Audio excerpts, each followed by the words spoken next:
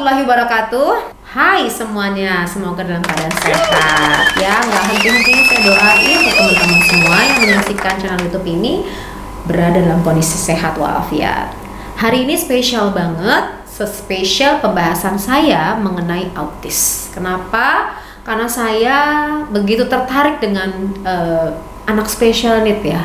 Saya memiliki yayasan anak berkebutuhan khusus di Aceh yang di situ banyak sekali anak-anak special need, mulai dari autis, mental retardasi, Down syndrome, dan berbagai macam gangguan tumbuh kembang lainnya. Dan yayasan tempat saya juga itu tidak berbayar, artinya berbayar bagi yang mampu. Kalau yang tidak mampu ya mereka bayar seikhlasnya aja gitu loh.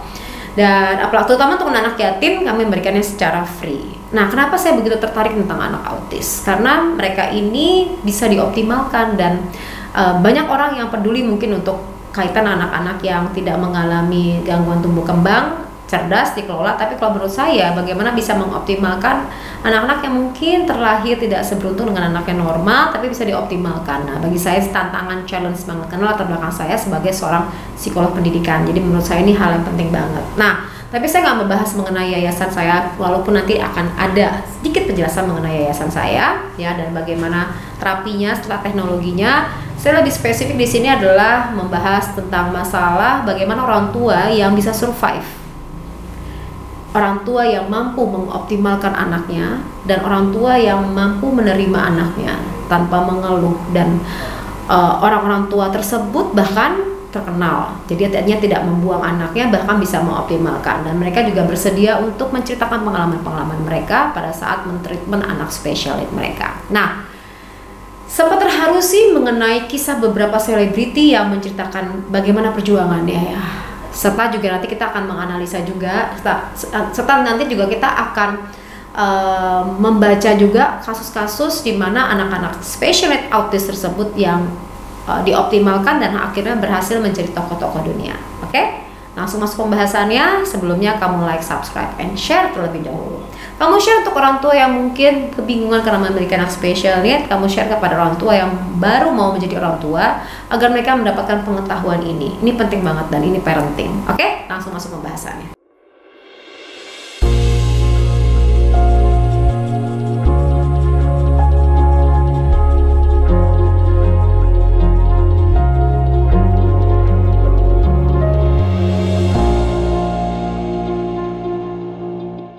Pertama adalah kisah Zarina Zainuddin. Melalui akun Instagramnya, Zarina ini membagikan cerita tentang keseharian merawat dua anak penyandang autisme bernama Azil dan yang paling tua bernama Azal. Banyak warganet yang memuji kehebatan dan kesabaran dari orang tuanya, khususnya ibunya. Kita lihat dulu yuk videonya. Di sini Zarina menangis, lihat anaknya ngamuk tapi masih tetap sabar ya guys. Luar biasa. Dan kemudian kamu lihat juga deh videonya, Zarina dan Azil di dalam mobil nangis. Di sini Zarina nangis lihat anaknya yang tantrum, artinya tidak bisa emosi tidak stabil. Tapi lihatlah, beliau itu masih tetap sabar loh. Dan kamu lihat juga lagi di sini, di mana ibu Zarina juga dan Azil dalam mobil menangis. Dari video gambar tersebut, keduanya, anak-anak kembar tersebut mengalami situasi yang tidak mudah nih, karena lagi kondisi emosinya tidak stabil. Guys, jadi kenapa sampai anak spesial tersebut itu tantrum atau emosinya tidak stabil ya? Karena tadi, ia apabila berada di sebuah tempat yang baru, kemudian panas, kemudian sesuatu yang sensornya itu terstimulasi, biasanya anak-anak tersebut akan ngamuk, biasanya anak tersebut akan tantrum, tidak nyaman. Kecuali sebelum berangkat diedukasi, dibikin simulasi bahwa kita akan berangkat ke sebuah tempat. Nanti di sana ada begini, simulasi. Nah, pada saat disimulasi, mentalnya udah siap nih, pikirannya udah siap, perasaan udah siap. Jadi tidak seberapa tidak nyaman. Bentuk mereka itu tantrum atau bentuk mereka adalah emosinya nggak stabil, itu adalah memang keluar ya, bentuknya itu keluarin karena memang mereka tidak bisa mampu mengelola emosi dengan baik. Kecuali ia sudah melalui tahapan di terapi dengan tuntas atau menggunakan metodologi yang disebut dengan Applied Behavior Analysis ya. Nah, kalau sudah melewati fase itu dan juga mendapatkan terapi-terapi yang lain tentang terapi emosi, itu jauh lebih baik, jauh banget lebih baik. Mereka bisa mengontrol dirinya dengan baik. Jadi kalau misalnya anak-anak spesialis gini atau autis ini suka sekali keteraturan. Jadi apabila misalnya tiba-tiba berubah situasi dan kondisinya, maka tidak nyaman. Lanjut. Berikutnya saya akan masuk tentang kisah seorang artis bernama Cindy Fattigasari yang memiliki anak autis. Cindy menikah dengan Tengku Firmansyah tahun 1999 dikaruniai 3 orang anak. Namun salah satu anak kembar mereka bernama Tengku Omar Atala berbeda dengan anak lainnya menyandang Autism Spectrum Disorder. Gangguan perkembangan syaraf yang mempengaruhi kemampuan anak dalam berkomunikasi, interaksi sosial, dan perilaku. Dalam akun Instagramnya, Cindy sempat menuturkan perjuangan yang merampungkan 6 tahun pendidikan Akademi Omar, dan ini bukan perkara yang mudah. Nah, gimana caranya seorang Cindy itu bisa mendampingin anaknya menyelesaikan sekolah level basicnya bagi seorang anak? Itu tidak mudah loh, benar-benar. Kenapa? Karena saya sendiri memberikan terapi anak spesialis yang ada di Aceh. Tadi saya bilang yayasan saya ya. Itu untuk satu anak untuk bisa menguasai satu pelajaran itu butuh direpetisi terus, diulang-ulang terus sehingga akan menjadi sebagai habit. Untuk mengenal emosinya butuh waktu. 91 hari diulang-ulang karena 3 bulan 1 hari baru masuk sebuah informasi ke dalam pikiran anak. Nah, apalagi kalau sampai mengenal belajar membaca itu tidak mudah gitu loh. Jadi kita biasanya membuat kurikulum tuh per 3 bulan. Jadi betapa luar biasa sabarnya dan tangguhnya di sini beliau bisa melewati dengan baik gitu loh. Tetapi tadi kalau terapinya benar dan tepat maka perkembangannya akan membaik. Kemudian yang kedua kita akan masuk lagi tentang seorang artis bernama Dian Sastrowardoyo yang juga memiliki anak spesialnya. Shailendra Narya Sastraguna Sutowo mengidap autisme yang sempat tidak dipercaya oleh sang ayah. Dian bercerita bagaimana perjuangannya untuk sang anak. Sang suami merasa anaknya normal, justru Dian merasa ada yang berbeda dengan kondisi si anak. Ia membawa anaknya terapi tanpa dukungan suami, sempat dianggap berlebihan oleh keluarga. Bermodalkan insting seorang ibu tetap melakukan terapi. Akhirnya suaminya percaya anaknya mengalami gangguan autis. Dan maka mereka berdua diterapi sebagai orang tua karena butuh cara berkomunikasi dengan anak. Anaknya mengidap autis sejak usia 6 bulan. Sekarang anaknya sudah normal seperti pada umumnya. Bicara mengenai Mbak Dian di sini, ia begitu luar biasa dan insting ibu tak begitu kuat ya. Karena memang ada ciri-ciri khusus apabila anak autis tersebut ya. Misalnya dia avoid untuk tatap mata. Kemudian pada saat kalau baru lahir itu kan biasanya ngeliat ibunya dia nggak mau gitu. Kemudian dia sibuk dengan mainannya sendiri.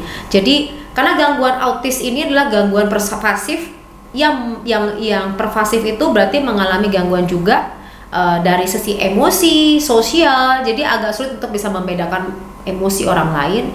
Jadi lebih suka untuk menyendiri, nyaman. Kemudian juga ciri-cirinya lain adalah dia memainkan barang bukan pada fungsinya. Jadi kalau misalnya sepeda itu kan naik sepeda, ini enggak rodanya yang diputar. Jadi agak sedikit berbeda dengan anak-anak lainnya. Kemudian juga pada saat dia bermain dia juga tadi kan nggak bisa avoid main dengan teman, nyaman dengan sendiri. Kemudian pada saat ia tidak nyaman dia akan flapping, dia akan mengepak-ngepakkan tangannya seperti ini, memukul-mukul badannya pada saat emosinya tidak stabil. Nah, ciri-ciri tersebut sebenarnya bisa dideteksi sejak awal. Nah, Mbak Dian ini punya feeling yang kuat, jadi bisa diterapi sejak dini. Kamu tahu nggak, kalau pemberian terapi dengan menggunakan Apply Behavior Analysis, lakukan terus-menerus selama 2 tahun, itu akan bisa meninggalkan anak yang punya autis, itu akan meninggalkan dunia autisnya apabila autisnya itu ringan. Jadi ada spektrum, autis itu ada spektrum autis, ada yang autis ringan, autis yang sedang, dan autis yang berat. Nah, kalau misalnya penanganan tepat sejak dini, ia siap untuk bisa memasuki bangku sekolah. Saya memiliki anak special need di yayasan saya, Yayasan Amanah Kamome. Kalau kamu mau tahu lebih lanjut, berikut ini mengenai Yayasan Amanah Kamome. Assalamualaikum warahmatullahi wabarakatuh. Hai, welcome back to my YouTube channel Poppy Amalia. You know what guys, hari ini aku ada di Banda Aceh. Dalam rangkaian kegiatan pelatihan, aku sempetin mampir ke yayasanku. Yayasanku ini adalah Yayasan Amanah Kamome yang berada di Lamprit. Jadi semuanya guys, yang mungkin kamu yang tinggalnya di Banda Aceh atau di Aceh seluruhan Aceh, kalau kamu ingin memberikan terapi untuk anak-anak special need kamu bisa langsung ke yayasan aku, karena kita memberikan terapi tidak hanya face to face secara langsung, tapi kita juga sudah memperlakukan secara online. Jadi bisa melalui Zoom. Oke, seperti apa? ikutin aku, kita akan lihat anak-anak special needs aku di belakang sana. Nanti aku juga akan memberikan penjelasan mengenai apa itu autistik ya. Kali ini kita mengangkat mengenai autistik, ciri-cirinya dan lain hal mengenai berkaitan sama autistik itu sendiri. Ikutin aku ya, anak-anaknya lagi ngapain sih? Yuk, kangen banget, lama nggak ketemu. Ayo, guys. 5, 6, 7.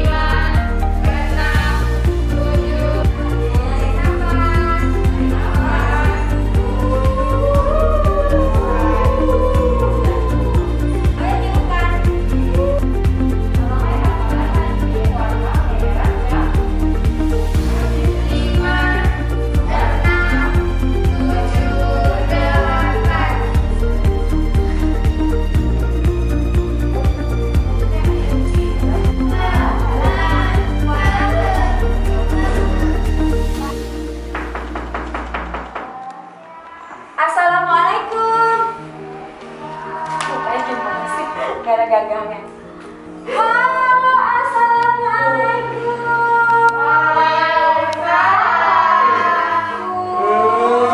Namanya siapa?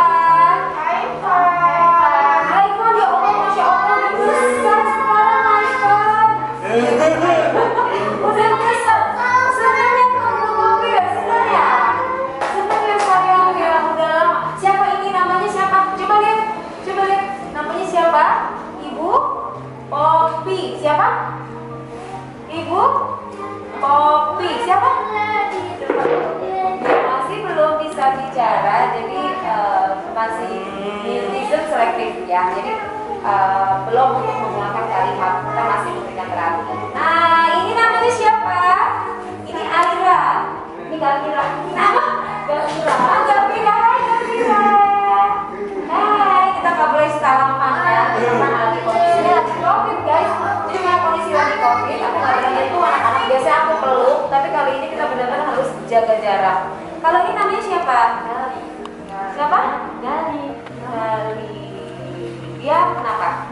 Dia autis ya. Jadi kalau kamu lihat ya, kalau anak-anak yang berkebutuhan khususnya yang autis, dia eye contact-nya kurang guys. Jadi nggak ngelihat gitu loh. Nah, kalau Haifan ini dia mengalami epilepsi. Jadi kalau epilepsi itu guys, dia akan mengalami kejang setiap ada persoalan tertentu, dia akan kejang. Nah, pada saat dia mengalami kejang, itu biasanya bagian dari otak, proses berpikir otaknya akan mengalami kerusakan di sel-selnya. Makanya dia harus dikembalikan lagi sel-selnya dengan cara ada beberapa terapi yang bisa dilakukan. Karena ada beberapa anak-anak yang epilepsi di sini dia mengalami progres yang luar biasa dan mengalami kesembuhan normal kembali. Jadi jangan artinya bisa untuk diobati.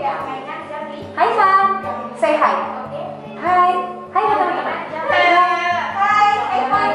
Hai ke sana, ke sini Hai.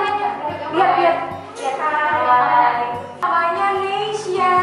Hai Nesya. Ingat nama ibu Poppy? Ingat. Namanya siapa? Nesya.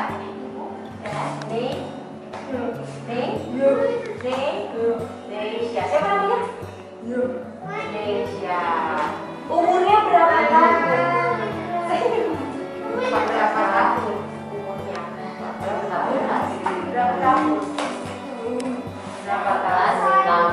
Nah ini Nesya ini awalnya dia suka mukul, Nesya kenapa dia? Ya, jadi dia ada autisnya juga. Nesya sekarang senang. Siapa? Ibu Poppy. Belum. Biasanya sama anak itu nggak bisa dibawa.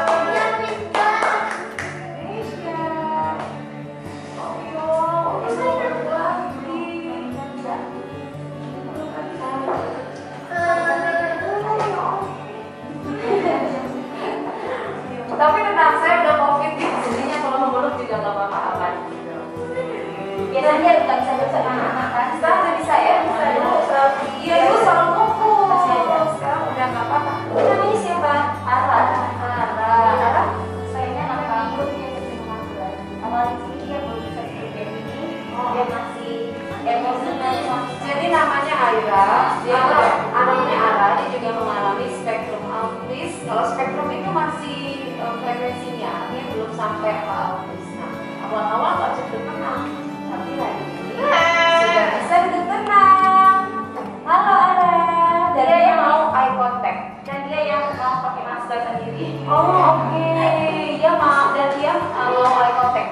Kita lihat ya, kalau misalnya dia mau, dia tidak menerima eye contact, berarti di situ ada kesulitan. Artinya level autisnya. Ara. Hai sayang, dia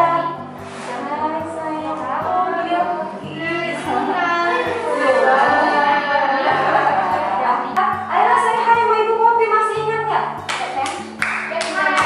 Aira.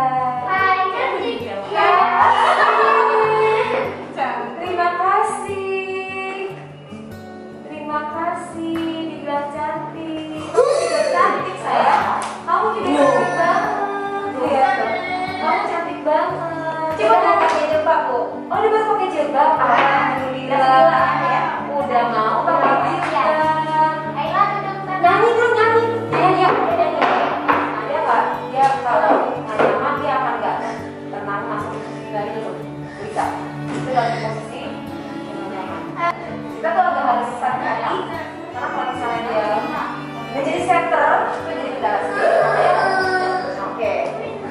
Nah, kadang-kadang dia akan mengeluarkan suara-suara seperti itu tadi tuh.